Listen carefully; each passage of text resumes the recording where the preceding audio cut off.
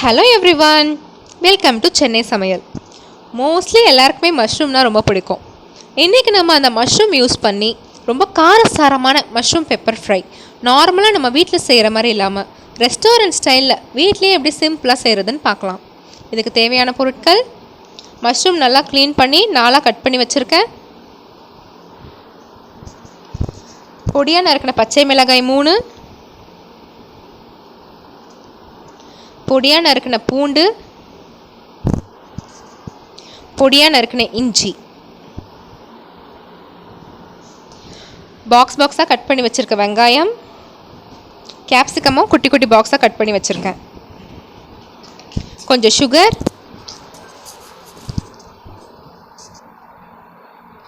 மிளகையும் சீரகத்தையும் தூள் பண்ணி வச்சுருக்கேன், கொஞ்சம் சோயா சாஸ். இப்போ பேன் வச்சுக்கலாம். அதில் ஒரு 2 ஸ்பூன் எண்ணெய் ஊற்றிக்கலாம்.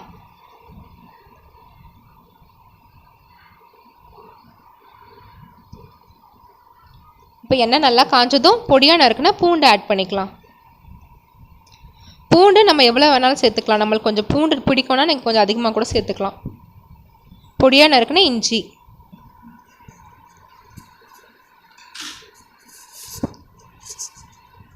பொடியாக நறுக்குனா பச்சை மிளகாய்.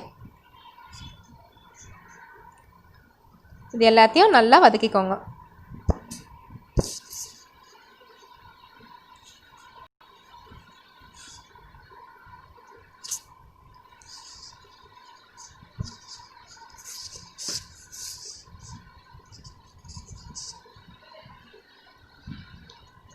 இப்போ இதில் ஆனியன் ஆட் பண்ணிக்கலாம். இன்றைக்கி நான் ஒரு பெரிய வெங்காயம் எடுத்திருக்கேன். அதை இந்த மாதிரி பாக்ஸாக கட் பண்ணி வச்சுருக்கேன். இந்த ஆனியனை வந்து நீங்கள் நல்லா வதக்கக்கூடாது, லைட்டாக வதக்கிக்கிட்டால் போதும். அப்போ தான் அது நம்மளுக்கு அந்த க்ரன்ச்சினஸ் அப்படியே இருக்கும்.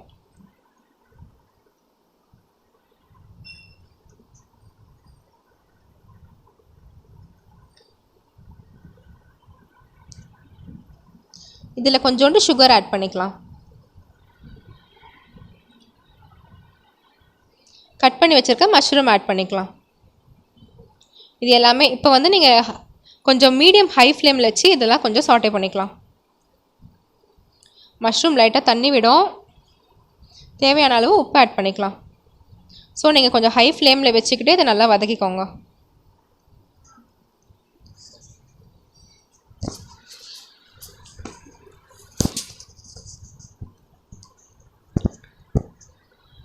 இப்போ இதில் கேப்சிகம் ஆட் பண்ணிக்கலாம். மிளகையும் சீரகமும் தூள் பண்ணி வச்சுருக்கோம், அதை சேர்த்துக்கலாம். இதில் நான் 3 ஸ்பூன் மிளகும் 1 ஸ்பூன் சீரகமும் சேர்த்துருக்கேன். 3க்கு 1 பங்கு நம்ம சீரகம் சேர்த்துக்கினா போதும். இப்போ இது எல்லாத்தையும் நல்லா வதக்கிக்கலாம்.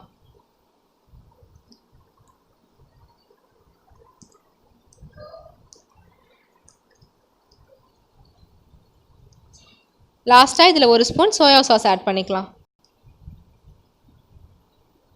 இப்போ இது எல்லாத்தையும் நல்லா மிக்ஸ் பண்ணிக்கலாம்.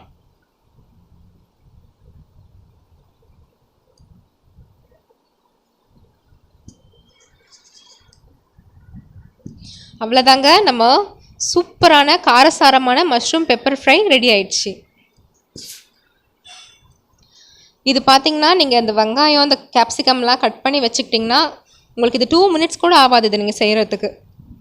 நீங்கள் கண்டிப்பாக எல்லோரும் ட்ரை பண்ணி பாருங்கள். ரொம்ப காரசாரமாக சூப்பராக ரெஸ்டாரண்ட்டில் சாப்பிட்ற மாதிரியே இருக்கும்.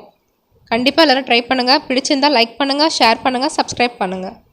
கூடவே பெல் பட்டனையும் கிளிக் பண்ணுங்கள். தேங்க்யூ.